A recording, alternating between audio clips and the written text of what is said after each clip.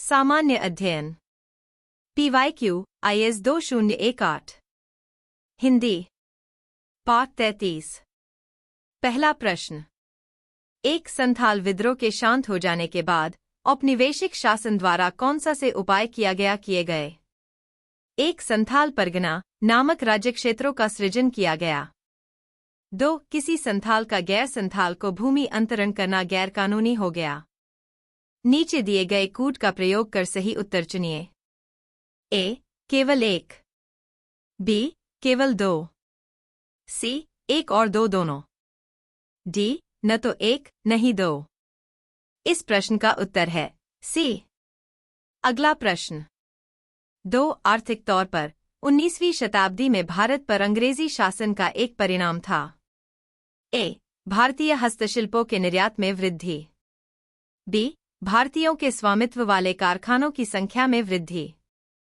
सी. भारतीय कृषि का वाणिज्यीकरण। डी. नगरीय जनसंख्या में तीव्र वृद्धि। इस प्रश्न का उत्तर है सी। अगला प्रश्न। 3. यदि भारत का राष्ट्रपति संविधान के अनुच्छेद 356 के अधीन यथा उपबंधित अपनी शक्तियों का किसी विशेष राज्य के संबंध में प्रयोग करता है तो ए. उस राज्य की विधानसभा स्वतः भंग हो जाती है। बी. उस राज्य के विधानमंडल की शक्तियां संसद द्वारा या उसके प्राधिकार के अधीन प्रयोज्य होंगी। सी. उस राज्य में अनुच्छेद 19 निलंबित हो जाता है। डी. राष्ट्रपति उस राज्य से संबंधित विधियां बना सकता है।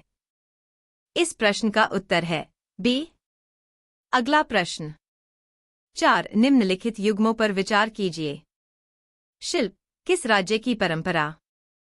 1. पुथुक्कुली शॉल तमिलनाडु। 2. सुजनी कढ़ाई महाराष्ट्र। 3. उपपाड़ा जामदानी साड़ी कर्नाटक। उपर्युक्त युग्मों में से कौन सा से सही सुमेलित है। ए. केवल एक। बी. एक और दो। सी. केवल तीन। डी. दो और तीन। इस प्रश्न का उत्तर है बी। अगला प्रश्न। 5. जीपीएस तकनीक का उपयोग निम्नलिखित में से किन क्षेत्रों में हो सकता है। 1. मोबाइल फोन प्रचालन। 2. बैंकिंग प्रचालन। 3. पावर ग्रिडों का नियंत्रण। नीचे दिए गए कूट का प्रयोग कर सही उत्तर चुनिए। ए. केवल एक। बी. केवल दो और तीन। सी. केवल एक और तीन। डी. एक, दो और तीन। इस प्रश्न का उत्तर है डी। अगला प्रश्न। 6. निम्नलिखित कथनों पर विचार कीजिए। 1. भारतीय रिजर्व बैंक भारत सरकार की प्रतिभूतियों का प्रबंधन और प्रयोजन करता है किंतु किसी राज्य सरकार की प्रतिभूतियों का नहीं। 2. भारत सरकार कोषपत्र ट्रेजरी बिल जारी करती है और राज्य सरकारें कोई कोषपत्र जारी नहीं करती। 3. कोषपत्र ऑफर अपने सममूल्य से बट्टे पर जारी किए जाते हैं। उपर्युक्त कथनों में से कौन सा से सही है। ए. केवल एक और दो। बी. केवल तीन। सी. केवल दो और तीन। डी. एक, दो और तीन। इस प्रश्न का उत्तर है सी। अगला प्रश्न। 7. निम्नलिखित कथनों पर विचार कीजिए। 1. पृथ्वी का चुंबकीय क्षेत्र हर कुछ 100,000 सालों में उत्क्रमित हुआ है।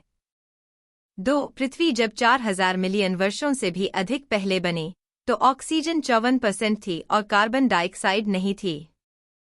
3. जब जीवित जीव पैदा हुए उन्होंने पृथ्वी के आरंभिक वायुमंडल को बदल दिया। उपर्युक्त कथनों में से कौन सा से सही है। ए. केवल एक। बी. केवल दो और तीन। सी. केवल एक और तीन। डी. एक, दो और तीन। इस प्रश्न का उत्तर है सी।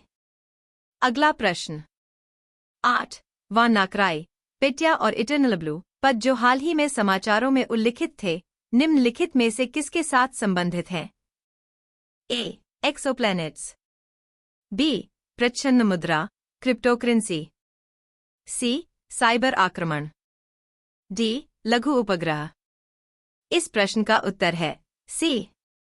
अगला प्रश्न।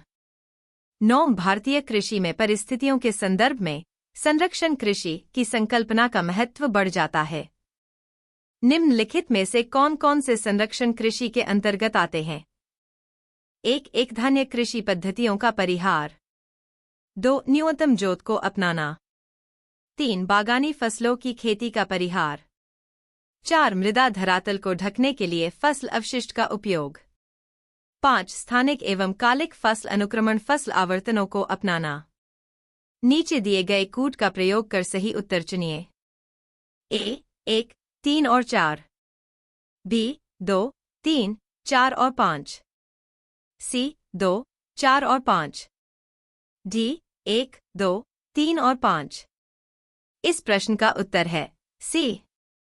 अगला प्रश्न 10. छठा व्यापक विलोप बटा छठा विलोप, यह शब्द किसकी विवेचना के संदर्भ में समाचारों में प्राय उल्लिखित होता है? A. विश्व के बहुत से भागों में कृषि में व्यापक रूप में एक धान्य कृषि प्रथा और बड़े पैमाने पर वाणिज्यिक कृषि के साथ रसायनों के अविवेकी प्रयोग के परिणामस्वरूप अच्छे देशी पारितंत्र की हानि। B. आसन्न भविष्य में पृथ्वी के साथ उल्कापिंड की संभावित टक्कर का भय, जैसा कि 65 मिलियन वर्ष पहले हुआ था और जिसके कारण डायनासोर की जातियों समेत अनेक जातियों का व्यापक रूप से विलोप हो गया। C.